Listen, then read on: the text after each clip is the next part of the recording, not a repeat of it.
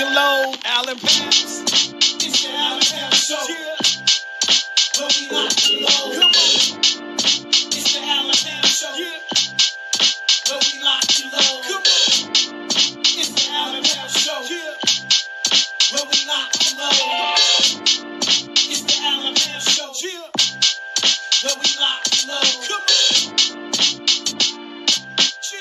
Where we lock and load, Allen Powers. It's the Allen Powers Show. Where we lock and load. Come on. It's the Allen Powers Show. Where we lock and load. Come on. It's the Allen Powers Show. Where we lock and load. It's the Allen Powers Show. Where we lock and load. Come on.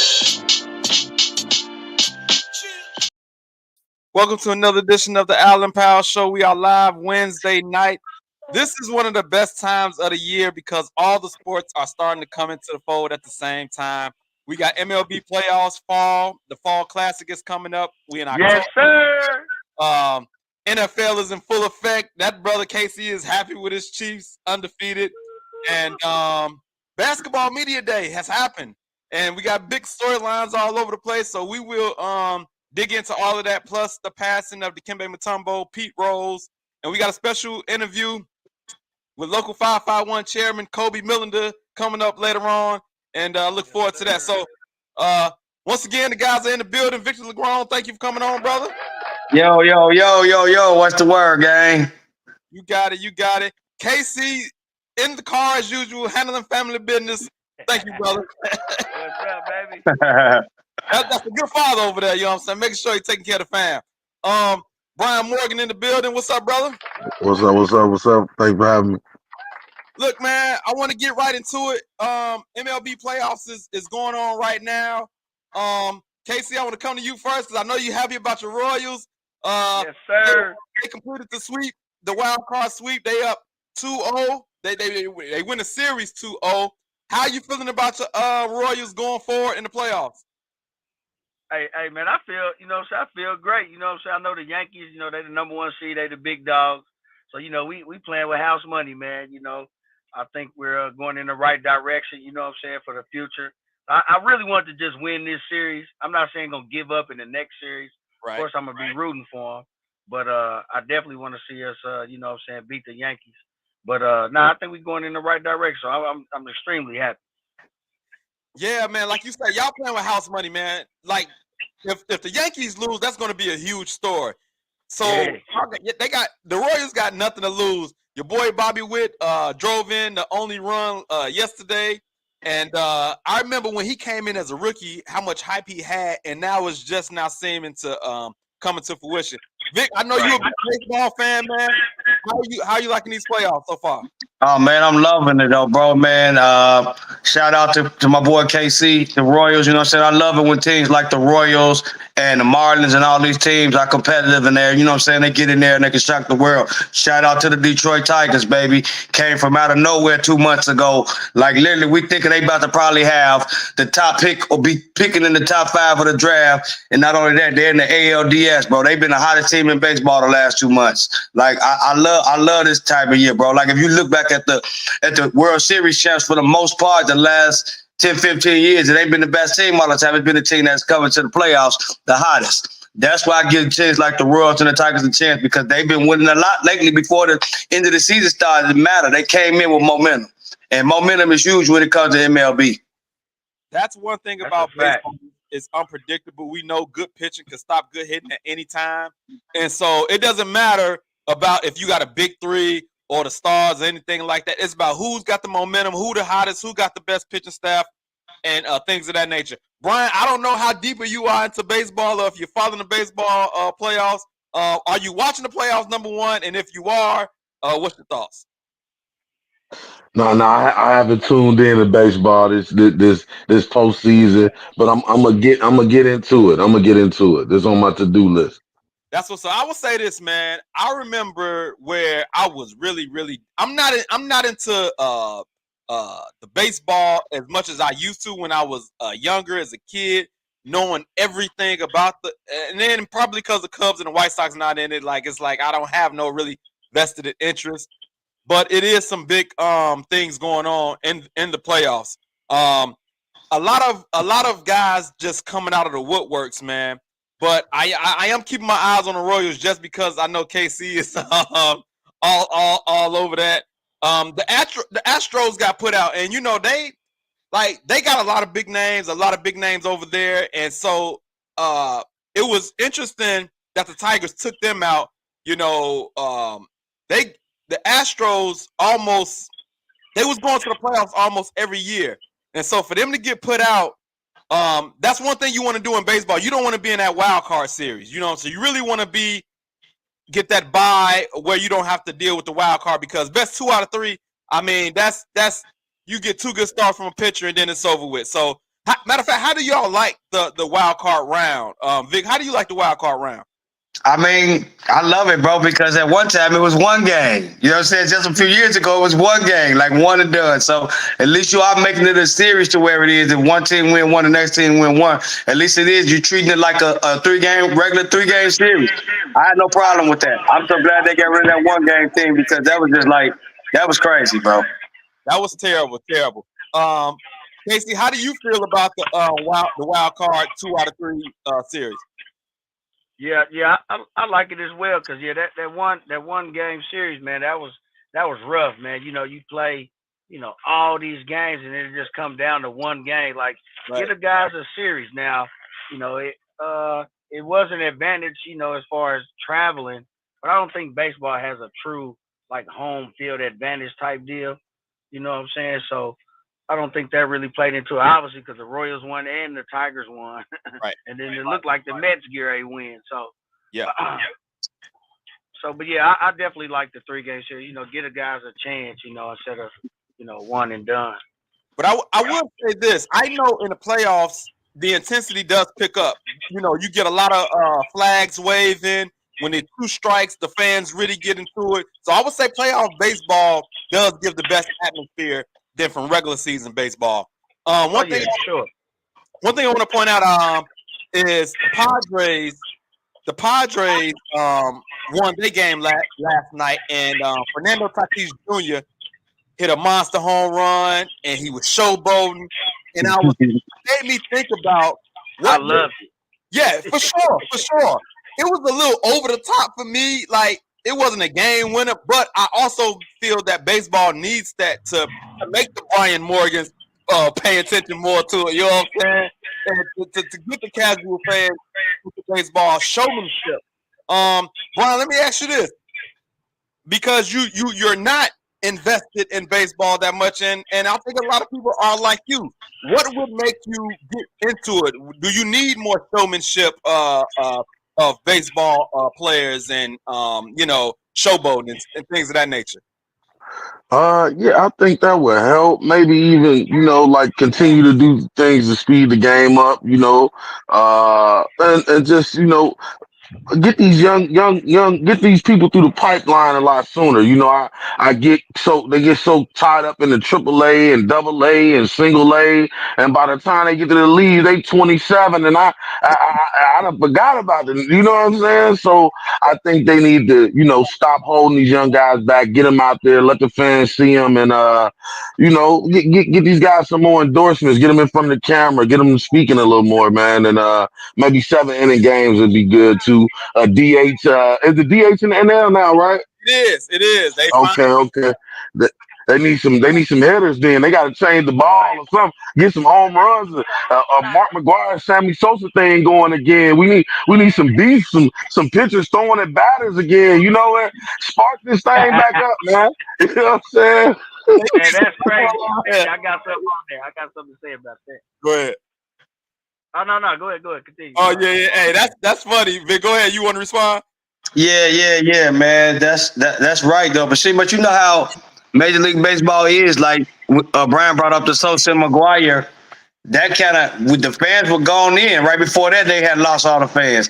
That brought everybody back to where it kind of is right now, and that's starting to transcend again because guess what? Offense is down. You got one or two guys who have monster years. Shohei, Judge. Everybody else is like, okay, good years or whatever. It's not like it was back then. But they called the steroid era. You had 5, 6, 7, 8, 9, 10 guys hitting 50 home runs on the regular. It was exciting, regardless of whether it's steroid era or not. The fans love to see that. It was exciting. Chicks dig the long ball. I know. I know KC won't like this, but I think MLB and fans would love a Shohei versus Judge World Series. Like, I mean, when you talk about box office, that would be that. Yeah. Oh, yeah. LA, New York. Oh, yeah. It might come down to that. You know, I'm not hating on it. I just want to see my Royals, go as far as they can go. But nah, that's definitely the marquee matchup right there. Yes, for sure. So we're going to keep our eyes on the playoffs. We got a couple of games going on right now, and then we're going to keep posting about what's going on with that. I do want to move on to the NFL though, man. The Bears got a big win against the Rams. I did a immediate reaction show right afterwards, but I didn't get a chance to talk to you guys about what y'all seen. I remember what I saw. I was pleasantly surprised about the W, and the reason being because coming into the game, if you look at the matchup, it wasn't favorable based on how the Rams came off a victory versus the 49ers and how we played the last couple of games against the Texans and the Colts. And so I was looking at this game and I was like, yo, man, coaching, I'm giving that to Sean McVay. Quarterback, we got a rookie, Matt Stafford. I'm giving that edge to the Rams too. The only advantage we had was on defense, and I didn't take into account special teams at the time. But our punter balled out. Our punter was sending them back under the 20-yard line, flipping field position multiple times, and even on a game-winning drive, he made it tough on them, sending them back under the 20 as well. And so the defense was able to counter coaching and the quarterback. Brian, I want to come to you first, man. I think this was a big win for the Bears.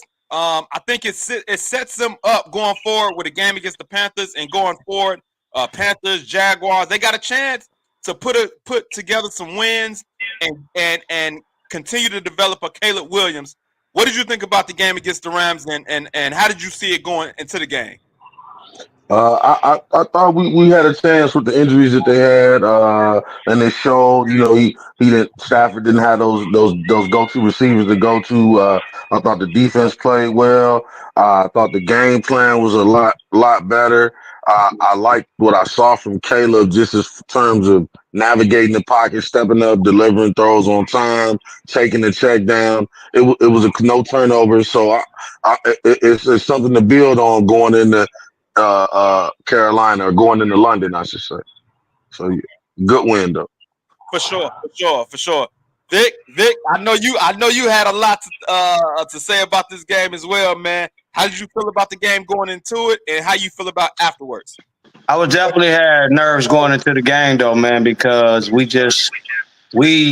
didn't show any semblance of really consistency of anything on offense. Like, one thing I can hang my hat on and be like, okay, yeah, we can go to this, we can go to that. It's something we can lean on to try to, win the time of possession in the game. But I just never underestimate the Bears defense. Like, Al, you and I talked about this way back in May, June. Like, bro, they are so good. It's just ridiculous, man. And I'm not just saying because it's my team. I'm just saying that how they're playing and the depth that people didn't understand that they had. Like, everybody was questioning the depth. I'm sorry, the depth is one of the keys to our success right now. Don't get the Taylors and the Austin Bookers and the Javon Dexters. These are the guys that stepping up. Sweat, he's starting to come on the last two games, but he was kind of quiet early. Javon Dexter's looks like he turned into a superstar right before our face. And like I said, I enjoyed the win. There was a couple throws that Caleb missed, but what I liked that the coaching staff did this week, they just asked him to be a game manager for a change. Instead of asking him to go out there and throw the ball 50 times, they asked him to manage the game, and the Bears won. And that's all I want to see going forward. Forget trying to go out there and have him post a certain stat and have him look somewhere. Manage the game. Take what's available. And that's what he did. And if he keep doing that, everything will be fine going forward. Just take what they give you. Manage the game. You don't have to go out there and put up gaudy numbers every week. Just manage the game. That's it. I definitely said this on my reaction show that we have in my opinion, we have a Super Bowl caliber defense. And so I definitely agree with you. As long as he don't turn the ball over, make a few plays here and there, we're going to be okay. Because I think that's what Justin Fields did in Pittsburgh for the first 3 weeks. And now he's starting to play even better as far as like he's going to be reasons why they win. And so I think Caleb should take the same approach as like, look, my defense is great. I'm gonna go out here and put it in the hands of my playmakers, and when need be, then I would try to make a play if I have to. But I'm not going to put the ball in harm's way. Mike, looking from a Chiefs fan point or outsider, if you've seen the game or any of the highlights, how do you think that win was for the Bears? And going forward, what do you think is Caleb Williams' progression? Oh yeah, I definitely checked the game out. One thing I noticed that I think the boy Swift heard everybody talking crazy this week, last week. The media, the fans, that boy went crazy. He didn't need no blockers. He took it upon himself to get, to get the ball rolling. Every time they gave that boy the ball, it was positive yards. He damn near had 200 all-purpose yards. So he did not. yeah, so I mean, I thought that was a good, a good sign. Now Caleb, somebody you can give the ball to. Right. That offensive line, man, what I've seen, that offensive line is just getting pushed around constantly. It's not making it. It's like it's getting worse every week. Yeah. So I don't know what they're gonna have to do with that. That's not gonna look good. Moving forward. Yeah. So they got to start getting. These games gonna mean a lot more. They're gonna have to start getting more consistent. And then another note, that punter, man, I don't know who he is, but that's a bad boy. That's a bad boy. I like that. I like stuff like that. Like he's another extension to the defense, man. He was pinning them boys inside the 10 so many times. Yeah. I want to say this, man. I know DeAndre Swift had a good game running and receiver, but I don't want to be Debbie Downer. But I'm gonna bring some context to the conversation. He had one big run, and the rest was receiving yards and a couple of it was one big run and then some other okay runs. To me, he's not a downhill runner. I think Roschon Johnson is a better downhill runner. Roschon Johnson is a better short yardage runner. We can look at the body type. Roschon is bigger. I think DeAndre Swift is like a Swift Army knife. He can do a lot of things, but running downhill in the middle is not his thing. He broke one. Kudos to him. I'm glad that happened. We need that running game.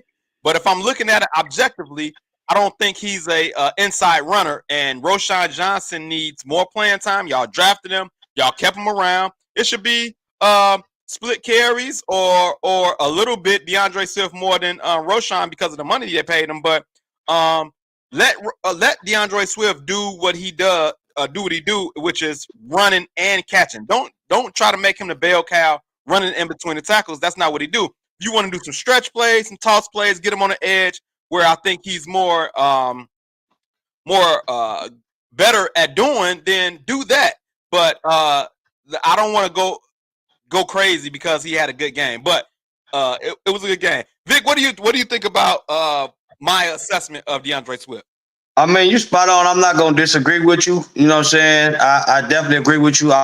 Roschon Johnson, with the promise that he showed as a rookie, he just had to learn to run a little lower and a little bit more balanced. That way he can avoid the injury bug because he takes too many big hits. Like, bro, he don't like to go down, and I get it. I get that. He's a fighter. Bro, DeAndre Swift wasn't bad at all, though, to double back on that.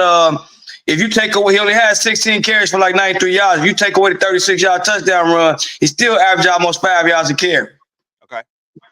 You know what I'm saying? Yeah. So I'm kind of with you, though. Like, man, use as many weapons as you can. I have no problem with Roschon getting more playing time because he shows positivity. Like, you know what I'm saying? Every time he come in, he make plays. So I have no problem if they want to split it down the middle or put Swift in the slot more or however they want to do it. Like, you have so many options. Like, I don't have no problem with it. But yeah, your assessment of Swift is right. He's not in between the tackles running. I mean, he can hit a run in between there like McCaffrey. Neither one of them are really in between the tackle runners, but teams use them to run between the tackles just to keep defenses honest.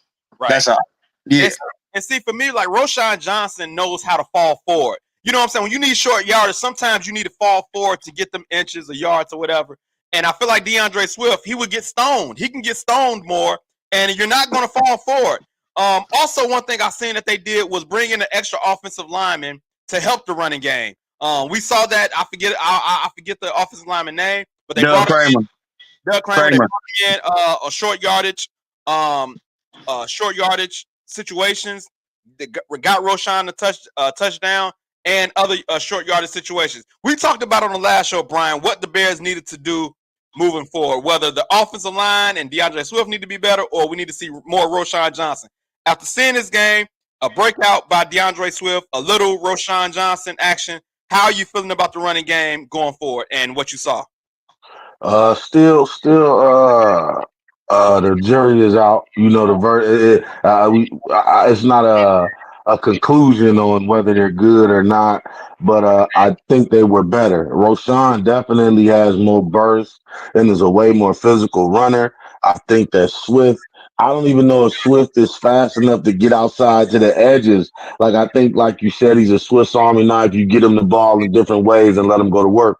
But I think that as long as they stay committed to the run and keep defenses honest, the play action to open up, and you can get them linebackers creeping up, and Caleb could layer some passes in the second level and things that he did over that game. So overall, I was impressed.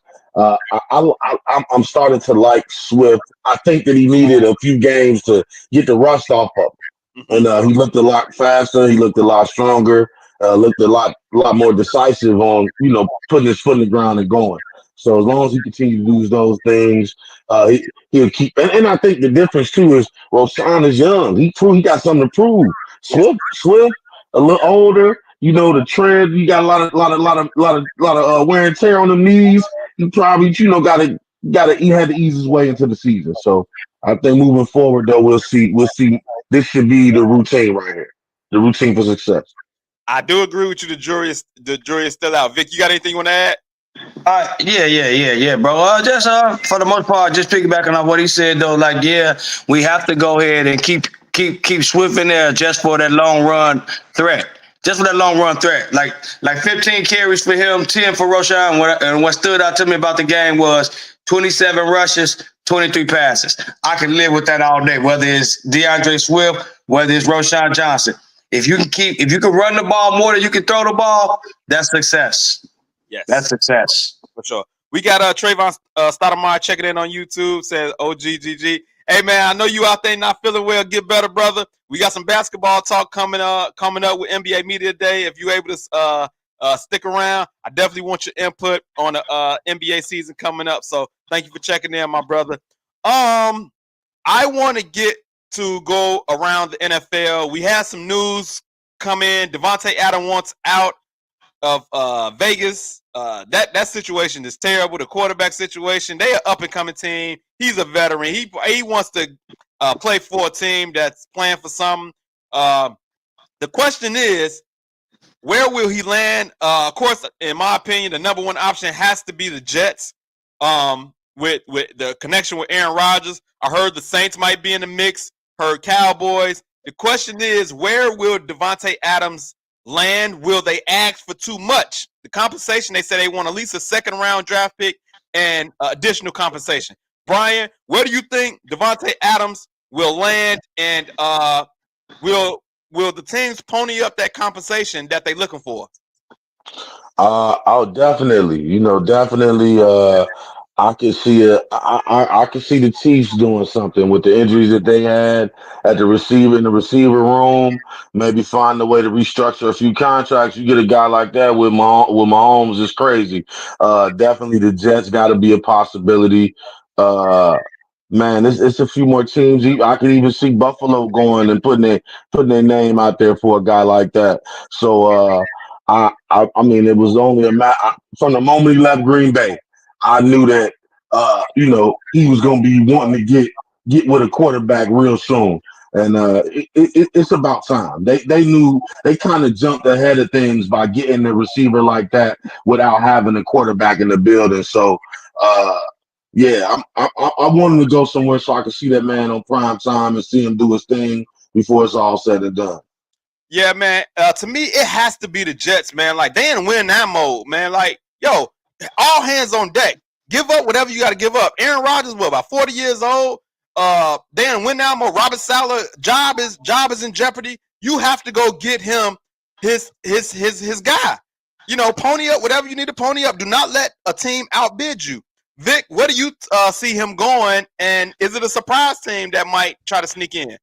Man, I see the Chiefs as the best fit, but would they did? I don't think they would deal him within the division. And you guys pointed to the two other teams that I think make the most sense. That don't mean he would wind up there, but like sense to me, 1, 2, 3 would be Chiefs, Jets, and Saints, two A and 2B. You know what I'm saying? Now, if you talk about a surprise team that just want to get them and look for something going forward next year and got a little money under space and got some draft capital, watch out for the Arizona Cardinals if they want to make a move. It's just to have them in the building for next season going to groom Marvin Harrison Jr. and just to give Tyler another weapon. And they cleared up a lot of money on the cap space and they have nice draft assets too. Yeah, I know. It was a report that said it was a 4 or 5 teams that actually had the cap space. I think its cap hit is like 13 million or something like that. Not too crazy. But it was really a few teams that had the cap space to take it on. I definitely believe the Jets was one of them. I think the Saints was one of them as well. But you know, he got a connection with Derek Carr as well because he played with him with Vegas for I don't know how many, 1 or 2 seasons or whatever the case may be. But to me, like the Jets have to go make this move, man. Like this is do or die for Robert Saleh. If they don't make the playoffs this year, I believe he is gone. Robert Saleh is gone after this year. And Aaron Rodgers, you never know if he's going to retire or whatever the case may be. So I think Davonte Adams, if he doesn't go to the Jets, I will be shocked. I will be shocked. The only way he doesn't go to the Jets is if somebody give up, outbid them, like a first-round pick or exactly what they're looking for as far as second-round pick and compensation, and they don't want to sit around and wait for teams to try to outbid. They just take the best, the best offer that they can get. So, anything else you want to add, Vic? No, I got nothing. Okay, so I want to move on to the Vikings, man, because they win again. 4-0, 31-29 against the Green Bay Packers. And once again, I just wanted to check in to see how are y'all feeling about the Vikings, because we started this trend when it was 2-0, and I said at that time that I believed in what was going on, basically because of Brian Flores and that defense. Now they're 4-0. This is a great start, man. And I think the defense is going to keep him in ball games. Brian Flores is a good defensive mind, man, and they got them boys playing good defense. Brian, are you a believer in the Vikings now at 4-0? Oh, man, I'm here. I'm believing in them, man. They looking good. And, I mean, I can't. How could you doubt them at this point? They finding multiple ways to win. They really have a good team. It may not be the household names at every position, but they got some dogs. They drafted well. They look good on both lines, offensive, defensive line. So the sky's the limit for them as long as Darnold keeps on doing what he's doing. Man, they're gonna be a tough out for anybody. For sure. Vic, we're gonna have to deal with this team in the division, man. I'm not looking forward to it, but because of the defense. I'm not worried about our defense. I think our defense will be able to handle their offense, but I'm worried about our offense being able to handle their defense. How are you feeling about the belief system, believing in the Vikings right now? I mean, right now you have to, man, what your record is. They beat some good teams too, man. You know what I'm saying? That's what I have to look at. They beat Houston, they beat Green Bay, one of the preseason Super Bowl picks. Now, I don't want to really be a Debbie down on the Vikings. Like I said, you out your records out. They played some great ball. But there were some plays that Green Bay could have made defensively, dropped interceptions and things like that I saw in this game that could have swung the momentum. And Darnold got away with quite a few mistakes in this past game. So he needs to eliminate things going forward if they're going to continue to play the way that they're playing right now. But right now, I mean, I have to believe they are what they are. I mean, this guy he got no interceptions, man. You got Justin Jefferson. I mean, you got the young guys on defense that, like you said, Brad Flores putting them in position to make plays. They already was crazy with the blitz packages from previous seasons. Now they just enhanced that more. Like it is. It's a good roster, man. It's a good team, man. Like I said, all boils down to is if this is Sam Darnold, he having one of those 4-week stretch like Ryan Fitzpatrick did a couple years ago, and then he comes crashing back down to earth in the second half of the season. I don't know. It looks good right now. But like I said, if he plays like he did this last game and they going against a stiffer competition, they could possibly lose. I think the defense is going to keep him majority of ball games. I feel like they've beat good competition already. I don't think how much stiffer competition is actually out there for them to face. But I do got one question. With Brian Flores got this defense playing like this, and I want to Mike, I should talk about your bad for letting your phone die. Now, I know, my bad, brother. My fault. Hey, you can get me. Yeah, man, charge your phone up, bro. You know we live at 8 o'clock. Damn, my bad, brother. My bad. I was checking my Royals out. I was there practicing. I didn't have it on the charger, man. Already. I want to come to you first, though, man. The Vikings 4-0. First of all, are you believing in them? And number two, Brian Flores got this defense playing good, even though the Green Bay had 29 points. Up until this game, the defense been pretty much balling out. My question is, will he get another chance at a head coaching position? But remembering that Tua really lit into him with an interview on the Dan Le Batard show, talked about how he talked to, like Brian Flores didn't believe in him. Every time he came into the building, he was saying negative things, and so you got that, but then you also have the performance of the Vikings going on right now. If he continues this play from the defense from the Vikings, is it a chance he get another head coaching position, or because of the stigma from the Tua interview, nobody will want him around their quarterback? I'm gonna go with the latter. Yeah, I think the thing from the Tua situation is gonna hinder him. You know what I'm saying? And then do I think the Minnesota is for real? I mean, shoot, they 4-0. They gonna be some good teams. I'm thinking, like everybody else, like Sam Darnold, he's washed. We was really looking for McCarthy to come through. Sam Darnold done, put his head down and went to work. So he got weapons. They got that defense playing. So I think Minnesota is a real threat. The Flores, will he get another head coaching job? That's gonna be tough because it's already hard on African Americans to get a head coaching job anyway. We got that hurdle to jump over first. So, but then with all that with Tua, that might keep him back a little bit. Yes, for sure. And also, I want to get your opinion on Davonte Adams because I think Vic said Kansas City, that would be a good fit for him. I don't know if y'all got the cap space or, Rashee Rice got the injury now, so y'all might be in in the ballpark for a wide receiver. What do you think about Davonte Adams possibly to Kansas City, or is it inevitable that he goes to the Jets? I don't know if it's inevitable that he goes to the Jets, but it's a possibility to come to Kansas City. No way, Jose. Would I love to have him? Of course. But I think the Raiders will be a bleeping fool to send that boy to Kansas City. I don't think nobody wants to see that. Yeah. And then with the cap space, we kind of struck on the cap space, the pain. But if the Raiders fit the bill, but then they're gonna want some draft capital, and I don't think we in the business of giving that up because that's the nucleus of our team is staying young and building through the draft. So do I want Davonte? Of course, but is he coming to Kansas City? No way, Jose. Yeah, Vic said they wouldn't trade him in the division. So yeah, no, sir. I would say he would go to the Jets more than he would go to Kansas City. For sure. If the Raiders are smart, but if the Raiders are being Raiders, I mean, hey, they might send him over there. But I don't think the Chiefs are gonna go in that direction, for a top receiver like that. I know everybody's overreacting to the Rashee Rice situation. I'm not saying it's not gonna be a big hit. Yeah. But I don't think Veach is gonna go out and just go out here and just break his neck to try to get a star receiver back. Everybody's, Tyreek should come back. Oh, Davonte Adams, all these big name receivers. I don't think that's happening. Yeah, When's the other guy? When's the other guy back?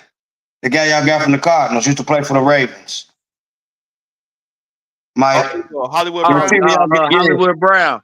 yeah. They're saying late, like December. So Y'all gonna need something before around the then. Yeah, y'all playoffs. gonna need So something before then. Okay, y'all gonna need yeah. something before then. So Yeah. Tyree had that same injury week 2 a few years ago, and that boy came back by like week 6. So he was younger, a little bit more stronger, same injury. Hollywood Browns, a little bit more fragile, a little older. He's been in the league 7, 8 years now. So but that'll be an addition. Later in the season, I think we can survive without Rice for right now. I don't. Everybody thinking that the Chiefs just gonna fall off the face of the earth. Tune in Monday night and you'll see why Andy Reid's a Hall of Famer and Pat Mahomes a Hall of Famer. Said Travis Kelce. You'll see. It might not, might not take you over the top. Yeah, Might not wow you like Detroit did the other night with 45 points, but it'll yeah. be enough to win games, and that's what they're in the business of right now is winning games, no matter how it looks. The Chiefs know how to win ball games, bro. No matter who on the field, they know how to win ball games. They bring back Juju Smith-Schuster. They bring in these McCole Hardmans. They bring them back, and they make it work, man. So they just know how to win, man. So I definitely agree. They probably won't get Davonte Adams, but we'll see what happens. I want to move on to the NBA, man, because NBA media days happen. I listened to a little bit of the Bulls media day, and of course, one of the big stories is LeBron James playing with his son and JJ Redick and the Lakers and all this stuff. It's a lot of storylines in the NBA. Brian, I want to ask you, bro, what storyline are you looking forward to the most? Is it Bronny and Bron? Is it Clay? Is it the Bulls? Zach LaVine's Lonzo coming back? It's a lot of movement. We just had a big trade with Cat going to the Knicks. What storyline are you looking forward to the most when as far as NBA goes? I think Bronny probably number one. I definitely want to see what's going to happen with that. But also the Minnesota New York thing, how that's going to work for both teams. I don't really get the trade, but I get the trade. You know what I mean? It was like I don't know who won or who lost, but I'm rooting for Anthony Edwards, so I want to see like what Randall is going to do in that lineup with him. And as far as the Bulls, man, I don't want to hear nothing about Lonzo Ball. I don't want to. I don't care if he play or not. I'd rather he don't. Just go on about your business, dog. Get up out of here. Zach, take Zach with you too. I'm tired of him too, man. You got a 45-inch vertical, one of the coldest, smoothest guys, but you ain't got that dog in you, man. You don't got that dog in you. You make it hard for me to root for my hometown team these days, man. You better watch it, Brian, because if LeVar Ball ever see this show, he might come after you. Don't have Big Baller Brand. Hey, he could come on with it, man. Cause you sold me your son was just about as good as them damn shoes you was selling, man. You had me believing this nigga was, man. And he came over here and told he ain't last a half a year, man. I'm cool, man. He could come on. It'll be good for the show. You know what I'm saying? Yeah, It'll man. be good for the show. To reach out to him and see if he want to come on and talk smack. He like to talk smack. Man, I might have to shoot him an email and shoot a shot. But I would say this, man. I am looking forward to just to see what he looks like, man. Just to see. They already said he won't be playing any back-to-backs. Zach LaVine, I think this is his time. This is going to be his team. DeMar DeRozan is gone. This is his time. He says he's fully healthy. Like, this is his, he was mentioned in trade rumors the last couple of years, and I think this is his time where he's not going to have any limitations on shot selection or aggressiveness. This is Zach LaVine's team. And so I'm curious to see what that looks like. Of course, Josh Giddey, it's not a lot to look forward to with the Bulls, but I am interested to see what Lonzo looks like and the aggressiveness of Zach LaVine. Vic, I want to come to you, man. Media day, Bulls media day, and storylines around the league. What's your thoughts? I mean, honestly, bro, I'm just really looking to see at like who's gonna survive and win the war of attrition because that's what it all comes down to in the NBA. Like who's gonna be the healthiest team, who's gonna be able to remain healthiest team. Like if we all can sit down and we look on paper, like we looking like baby, if they can stay healthy, Boston can repeat. But we know how for repeaters. You lose injury to a key player in the second season, a la Milwaukee, Chris Middleton, then Giannis gets hurt. You know what I'm saying? Et cetera, et cetera. I don't wish injuries on anybody, but I'm just looking at like, bro, it's so much parity in the league. Like nobody jumps out at you. It's just this gauntlet that you just that can't be beat. Like even as good as the Celtics are, they can be beat by some of these teams out here. So I'm just looking to see, like, I'm just looking at a good up and coming season. And I'm finally happy looking to the Bulls finally embracing a rebuild. Like, you know what I'm saying? Finally, like, quit trying to middle tier. Like, I'm finally at the fact that they're facing rebuild. And I like Zach LaVine, I always have as a player. I agree with Brian about the dog in him. I still always liked him as a player. He's got talent, but I just think that it'd be better fit somewhere else at this point. You know what I'm saying? Like let Kobe Bryant, let Ayo, let Giddy, let these young guards that you got, 25 and younger, let these guys play and see what you got. Because you got a guy in Patrick Williams who's going his fourth, fifth year, got so much talent, but you still don't know what you have because I'm being honest, he's been sharing shots for 5 years. Yeah. You know what I'm saying? You don't know what you have. So let this guy play. Just go ahead. I mean, rebuild. Go ahead and let this guy play. I'm just looking forward to the Bulls finally embracing the rebuild and see how they come out of it. And see it during this stretch, can they still remain competitive? Not win, but stay in games. Don't look doo-doo out there. You know? Yeah, I agree with a lot of what you're saying. I also don't like the coach, man. Like I'm just gonna be real. Like Billy Donovan ain't never done nothing for me, man. And when you talk about sharing shots as far as Patrick Williams, but I think it comes back to what Brian said, having that dog. When you got that dog, it's going to end up showing. Whether you got to share shots or not, that dog will end up showing. And so sometimes the perfect situation is not going to present itself as far as to find out exactly what you got. But if you got that dog in you, that dog is going to show you whether what you got, whether it's good or bad. Mike, I want to come to you.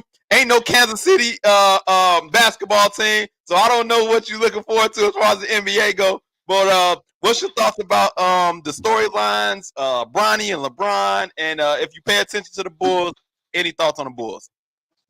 Yeah, I think the top storyline it will be Bronny and LeBron. I'm not looking forward to it like gonna be tuning in every night to check them out. You know what I'm saying?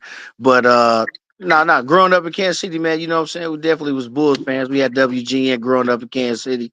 You know what I'm saying? I wasn't old enough to watch the Kings play in Kansas City, so I watched the Bulls. But I don't think they're gonna be too good this year. You know what I'm saying? I think the over under for them is 34, 35 and a half wins. It might be around where they'll be at. I'm looking to see if the Celtics man can do it again. You know, I like that team. You know, I think your boy they played him in the Olympics. I don't know really what happened over there, but I want to see Tatum just come out and dominate like he always do. So I'm looking forward to seeing the Celtics not just necessarily repeat, but just get back on the horse and try to defend their title. I think it's going to be hard to repeat, man. I don't see any back-to-backs coming for a while. I think the parity has really played out as far as it's so much parity. I think it's going to be hard because I thought the Denver Nuggets will have a chance to repeat, but them losing players, they weren't able to do it. I will say this. At least Boston did re-sign their players. They didn't lose like key players like Denver did when they won a championship. So I think they do have a good chance to repeat, but I just think it's so much parity. And I want to see Milwaukee again too, because it's just something about it's something about Doc Rivers, man. When he get a hold of a team, man, they be so talented. They be right there, then all of a sudden they just fall on their face, man. So I kind of want to see what Milwaukee does too. Yeah. I definitely think Milwaukee gonna. They say Giannis got a chip on his shoulder because they didn't get booked for like a Christmas game, and so like they mad about that, And I know some people like staying home for Christmas, with their fam, but that's also a time to all eyes is gonna be on NBA, and they say he feels slighted. So I know a motivated Giannis is going to be good for the NBA because we've seen this brother. He go super hard in the All-Star game. He don't care what's going on. Like Yeah. this is I going want to to say that's the Bulls' first game of the regular season is the Bulls at Milwaukee. I'm looking forward to see that boy Wemby too, man, and see what he gonna do. I Oh think yeah, this year, I yeah, think that boy finna be a super dog. Boy, I think Wemby finna yeah, show out on him. I don't think the Spurs gonna be any good though, but I think he finna show out on them though. Yeah, yeah. That's a good one. That's a good one. I like that one. Wemby too. Kobe. yeah. Cole, What's what up, up, Al? Cole? What up? What Speaking, up? let me take him out and give him a proper intro. Wait a minute, Ah, second. Crazy part is when we played some ball together upstairs. We're gonna get into that, but I want to get into our interview of the day, man. This is a sports show, but also we like to highlight great things that's going on, either in the community, or just the neighborhood, or at job, whatever the case may be. This guy and his team put together something awesome, and when he was telling the story, I said, "Bro, we gotta link up and actually tell the backstory of everything." So, without further ado, man, we got Local 551 chairman in the building, Alan Kobe Millender. Thank you for coming on, brother. What's up, Hey, what's up, baby? y'all? I'm trying to see, man. This sound is a little low. Is that Damo up there? I'm trying to see who on the screen. Yeah, you know these brothers in here. That's Vic. That's Vic.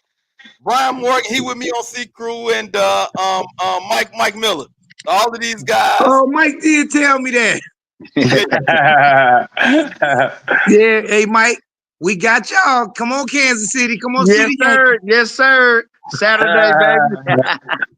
All right, let me get on subject. Hey, man, Al, appreciate you coming on. And I think you wanted me to talk about the Resource Center. Yeah, man. So, like I said, you and your team put on a great event where y'all fed the members, and I seen you actually telling folks what the center was. But I felt like you wasn't able to really explain everything that it encompasses and the reason why it was brought. And so I just wanted to give you the opportunity to really expound on the Resource Center and the backstory behind it. So first, just the Resource Center at the Chicago Assembly Plant. Can you tell the people what it is and what it is for? Well, the Resource Center originated years ago from a vision I had. So the Resource Center is a place where you can come and get the help that you needed. When I say that, I mean back in the day when I was, first of all, I'm a recovering alcoholic addict. That's what I do. Okay, I've been sober 21 years. Got sober March 5th, 2003. Hey, man, that's And good, bro. the thing that I used to, it was called the EAP back in the day. It's the ESSP now. I got two ESPs, which is Peachy and Yogi, but it used to be a lady named Diana Bullock. When I was struggling back in the day with drugs and alcohol, I would go to the EAP and they would get you like outside help. You'd go to the hospital, to a therapist or whatever, but they would call and get you a call. You would get an appointment, but it wasn't never but 2 to 3 days. So as me, as an alcoholic, I never made that appointment, bro. I never made it. By the next day, I'm feeling myself, feeling good. I'm back drinking or using. So my thing was for the Resource Center to bring something to the membership of 551 that I never had. So the days of COVID and Zoom, right here, Zoom, you can automatically get an automatic help. So you don't really have to go out the walls of Chicago Assembly Plant like I did. Right. Now you can go to the EAP, ESSP department, and they take you right to the Resource Center, close the doors. It's a private thing. It's a room. It's called the silent room. And nobody can go in there but Peaches or Yogi. Right. They get you the help you need on Zoom immediately, no matter what time of day, what time of night. And I guess I'm gonna say this: we got a lot of battered women downstairs. People struggling with mental defect, drugs, alcohol, grief counseling. So it's not just about drugs and alcohol. it's about a lot of other resources as well. And whatever help you need, they can get that. So that's all you got to do, and then go inside Chicago City Plan. You ain't got to get no outside appointments no more. So And that's one thing that I had to do was go outside appointment. I never made that appointment, but it was just something that I think that's big for me, being yes, in the recovery world. and I wanna piggyback off that. I know myself and just how I move. I talked about this with a life coach that I have. Mm. When it comes to me, I'm a more hands-on, in-person guy. So if you having the resources right there, it makes it easier. It's easy to make an appointment and not follow the appointment, but when it's right there, you walking past it every day. And I think that's big. How you thought about this at bringing it in house. Was that the sole one of the I want to say sole reasons, but was that a big part? Like, yo, we have to do this in house because I know what I did, and I'm probably not the only one that's like that. That I make an appointment, but if I gotta go somewhere, I might not feel like going that day, or something might distract me. But if I got it right there at the place of employment, I'm more. I'm probably I got a better chance of attending. Okay, and I'm gonna answer your question, but before I forget, I want to make note: this resource center, wellness center, Mm-hmm. had to go through the Joint Trust in Detroit, Okay. and they fought me on it and fought me on it because it's the first of its kind. There's no other wellness center in any plant that Ford Motor Company has. It's the only one in existence. So that's big for Chicago. So to get back what you said, that's absolutely was the sole reason of the resource center, because it was something that I know, and it does. I won't say it makes it easier. Right. I guess it does make it easier, but me as an alcoholic, we need it immediately.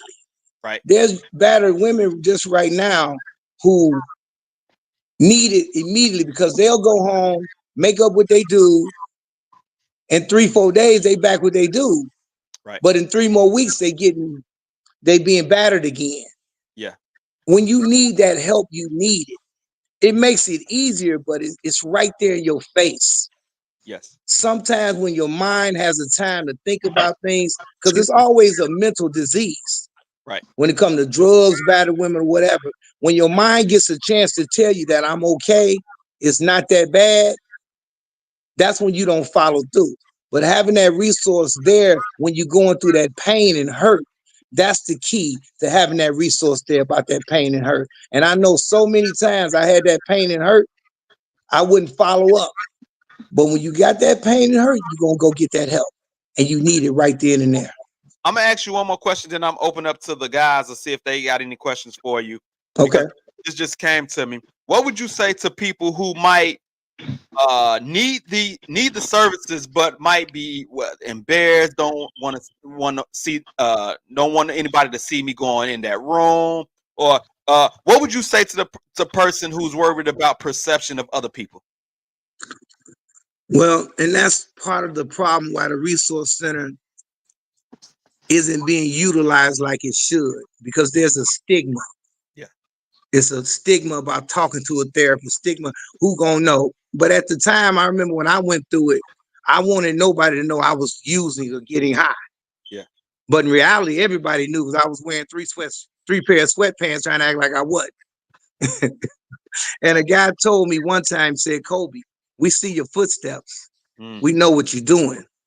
But what I would say, when you go to the ESSP, they you go in that room, and then they'll make sure the resource center is shut down, that is locked. They'll take you through the back door where nobody sees you going through the back door, and take you to that room.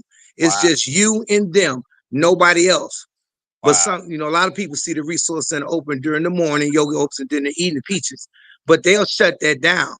Yeah. Pizza and Yogi will close it and take you through the rear door where nobody sees you, to make people feel like nobody's seen me going in here. That's good. That's good. That's good information. That's good to know because I don't think people probably even know that happened like that. So I think that would give people. Yeah, I don't think so. They know it either. Yeah. So I want to open up to the guys. If y'all got any questions for them, if you for the resource center, if y'all want to hit them with some sports questions, me and this guy. Yeah, do that. Yeah. I'm opening up to y'all, but just a quick, like me and this guy hooped upstairs. I don't even know if he was chairman at the time. I don't know. Oh no, I wasn't chairman. Yes, I was like, I don't think he was chairman at that time. So I've been there for 14 years now, so it had to be early on. But the brother had a jump shot. He had a jump shot. He had some game. I don't know if he still got the jump shot now. It's been some years that passed by. Actually, I was in the gym last night with my 14-year-old nephew. Oh, okay. Oh yeah. Hey, you can shoot. You can always shoot. That's facts. That's the last thing to go, ain't it? Hey, I ain't gonna lie. I wasn't good at getting it to the cup. So if you want to guard me, get up on me because I just need a little room to get that jump shot off. Yes, you had a jumper. I'm like, this guy can, not knowing you was about to be chairman. But like, bro, this brother got some go. He can go. But I want to open it up to y'all, man. If y'all want to ask him about the resource center or some NBA talk, go right ahead. Yeah, I appreciate the resource center. It definitely was nice. What was that? We did that 2 weeks ago. I learned a lot, you know what I'm saying, from a lot of my members, you know what I'm saying, that I work with. And I take that stuff very seriously. You know what I'm saying? Like, I might, you might see me joke or play around, but I was letting people know, like, hey, if you need somebody to talk to or you need to get some help, man, this is where you come to. And I think a lot of people took that to heart. Then on the sports side, hey, Kobe, I found out Kobe's a big Yankee fan. So, it's Kansas City at the Yankees this weekend. So I'm excited about that. Yep. I'm a Yankee fan. I go to Yankee Stadium. My dad was a Yankee fan and worked at Ford, the 51.4 years. And every year since my dad has passed, I go to Yankee Stadium and honor my father.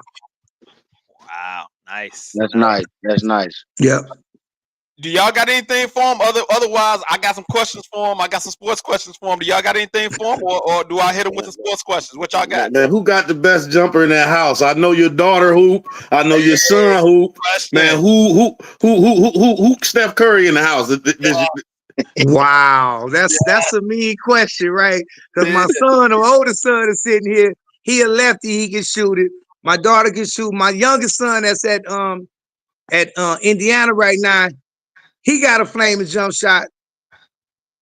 I always say, but I ain't gonna lie, man. My daughter got the best jump shot in the house. Sure. I know my son. Man, do you know my daughter's senior year in college? I think Steph Curry shoot like 40-something% from the three, if that, right? Mm-hmm. My daughter shot 57.3% from the 3-point line senior year. She was number 2 in the nation. It wasn't number 1, but number 2 in the nation. Nice. My goodness. That's nice. 57.3, that's unheard of. Unheard of. Doing that. You had a jumper, but you ain't doing that. You ain't No, man. No. You ain't shoot like that upstairs. Yeah. But I tell you what, Rev used to have a good jumper too. I ain't never seen you. I don't remember you, Al, but I remember Rev used to have a good jumper too. Yeah, I didn't play with Rev. I just remember you. I don't even remember nobody else really. I just remember you. I was like, well, that's a good thing. You remember me. You was lighting it up, man. Vic, you got anything? I got a couple of more sports questions for him. Nah, man, I ain't got no question for the chairman. I just do want to say though, bro, thank you for the resource center, man, and thank you for sharing your story of addiction and recovery and all that, because you have some people, bro, that are so ashamed. I mean, look at your recovery process, bro. You not only recover, but you also are inspiration to other people as our chairman, bro. And I just want to tell you, keep up the good work. Appreciate that. Yes, sir.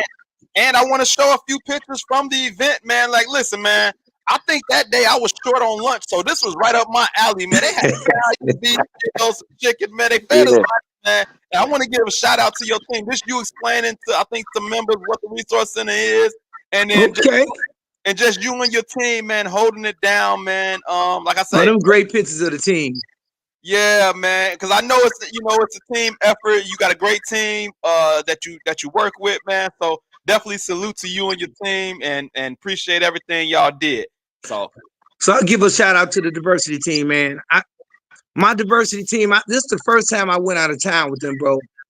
we got acknowledged and won awards and everything. And my diversity team has come big. It's almost like launch. I got leads, I got core, I got helpers. And what the helpers do, somebody had this idea. The helpers for their crew, we rotate helpers. So I might use 5 helpers on a crew this week, but then I'll use 5 more. So it's allowing the membership an opportunity to get up and do some diversity things and work with the team and create and go out throughout the plant, decorate and do all type of stuff. My diversity team has really become big, and I appreciate them putting in hard work.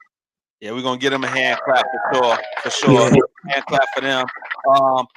Once again, local 551 Chairman Coley Millenden in the building, hanging out with the Allen Pals. We're gonna get back to some sports real quick, man. We had some sad news, man. Dikembe Mutombo passed away. Pete Rose passed away. You was a big baseball Yankee fan. And I know you play ball, so I know that you know these two individuals. I'm gonna ask you, Kobe, what did these two guys mean to you? Their impact on the game and just what they meant to you. You said Mutombo and Pete Rose, right?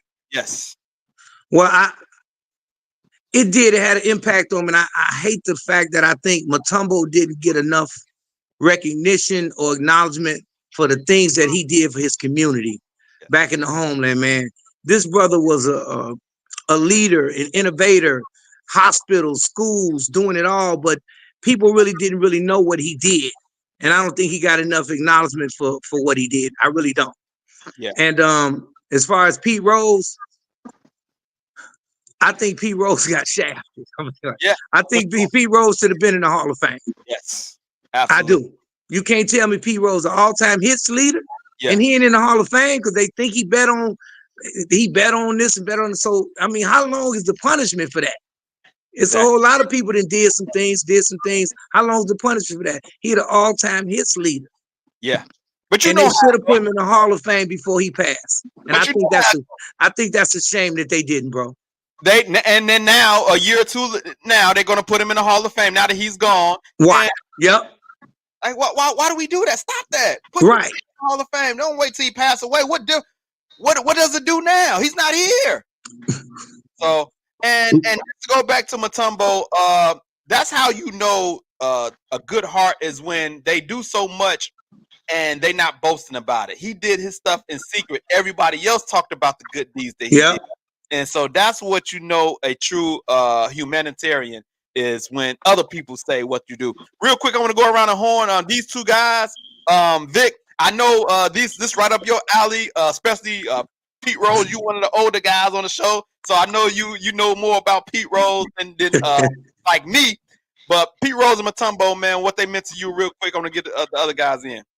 Oh yeah, man. Charlie Hustle was one of the first guys I saw when I got into baseball, bro. Like I said, I just recently celebrated my 50th birthday. You know what I'm saying? So when I first started watching baseball, like 1981, as a 7-8-year-old kid, he was one of the first guys I saw on WGN playing against the Cubs when he's playing for the Reds, bro. And I didn't really like him at the time because he always hit against the Cubs. You know what I'm saying? But as I got older and understood the game and, learned about it, I said, oh, man, Pete Rose was a bad dude, bro, man. Like a bad dude, and I liked that he just didn't care. Like, he didn't take any plays off in baseball. I went back and looked at the All-Star game when he crushed the dude at home plate and like broke his shoulder, and then they got mad about it. He said, "Man, when you start playing baseball in a skirt," he had just that I don't care attitude, man. You know what I'm saying? He like, hey, it is what it is, man. I'm part of my friends, balls to walls. Every time I'm out here, I'm giving them my all. You never know when it's my last, and that's what I already respect about Pete Rose. Father Dikembe Mutombo, bro, like you said, like he taught Luol Deng how to play basketball, bro. He built like gyms over there in the South Sudan and the Senegal and things like that, bro. And basically taught these guys how to play basketball. And you see it in the previous past Olympics. Luol Deng was the one that spent all the money for the team and got this stuff. And that never would have been possible without Dikembe Mutombo leading Luol Deng into that. So yeah, like Kobe said though, man, like Dikembe Mutombo deserves so much more credit for the things that he did for the community and outside of basketball. Like, people don't really realize though, man, that dude, he was just like a great, like you said, great humanitarian, bro. Just like a good all around brother. Period. Got nothing bad to say about that man. I think his legacy is going to be great, especially in this country. I'm pretty sure he's going to get recognized. Like the hospitals, the schools, like his legacy is going to live on. Mike, thoughts about Mutombo and Pete Rose, real quick. As far as Pete Rose, I might be a little bit too young to know about Pete. Now, I did a little research, and looked at his highlights and stuff like that. I think everybody know him, from the betting aspect. You know what I'm saying? That just goes worldwide. Like, oh, he just bet on baseball, but he was more to the game than just betting. Then Mutombo, hey, hey, you know what I'm saying? Mhm. Yeah, Mutombo was a dog, man. You know what I'm saying? I always liked Mutombo's game. He's one of my favorite players, you know what I'm saying, growing up, just watching him. And then by him being from Africa and all the stuff he did over there, that goes a long way for the current players right now. That's from Africa. Yeah, for sure. Brian, I think you're the youngest guy on the panel. I don't know how much you know about Pete Rose, but I think you probably had a little bit of Dikembe. So if you have any thoughts, what are they?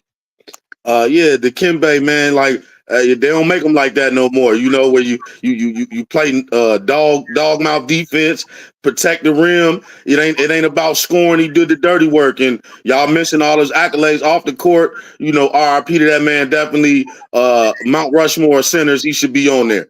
Yep. Pete Yep. Rose. I just know the stories. I know the highlights. They should have put him in the Hall of Fame. He bad. Everybody make mistakes. Ain't nobody perfect. What That's he right. did on the field, them numbers, they don't make him like him no more. We don't see catchers. He was a catcher, right? Uh, First I base think he was. outfield. I don't know. No, Either Johnny way it Bench was go, a catcher.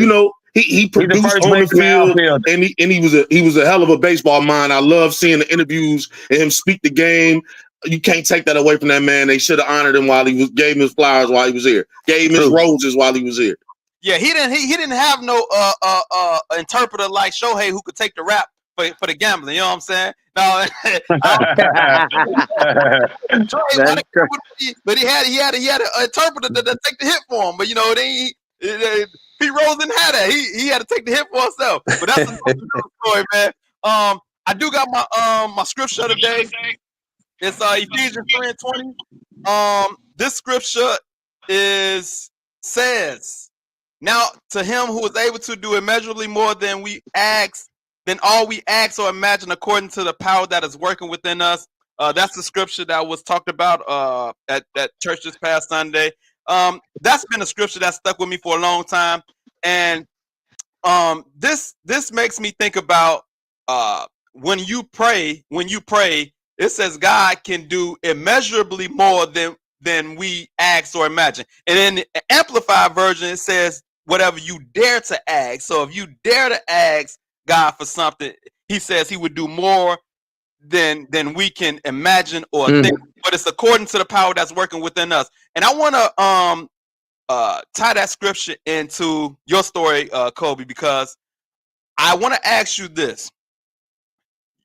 Did you ever see yourself being the chairman of a membership like this? Because I think that's big. Like, to be the chairman, like when I first met you, I don't know what department you came from or whatever, but to be chairman, I think this scripture can go well for people who might want to inspire to do more at their company.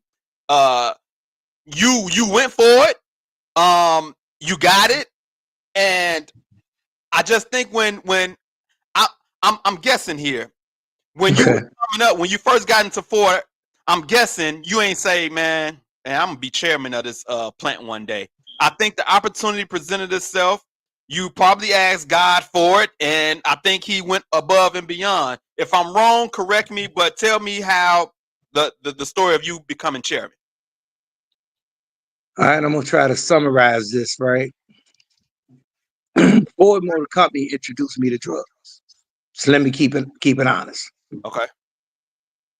I started at Ford Motor Company in 1986. My first rehab was 1987. And I'm gonna tell you, I got sober in 1989. I stayed sober to 1996. I got arrogant. I got cocky. I ran for district committeeman. That's when chassis and body were two districts as a committeeman. I became a Mason. I bought my first home. and I got full of myself. I was arrogant. I was cocky. I wanted everybody to thank me for what I've been giving to them. Mm. So while I was sober, I missed the part about being grateful and having a relationship with a God of my own understanding. So I missed that. So I was cocky. I relapsed in 1996. So I was sober for 7 years, and I was back out there for 7 years. Mm. But when I got sober in 2003, somebody asked me to fill in as a rep to represent the people because I did it years ago. Little did I know at that time, God was putting me back into it. For a lot of my life, I wondered. I mean, a lot of people wonder, wait, what's my purpose on this earth? What am I here to do? What am I meant to be?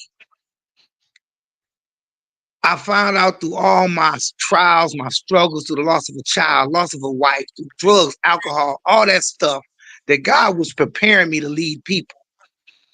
And he was also putting me in a place where I could help people.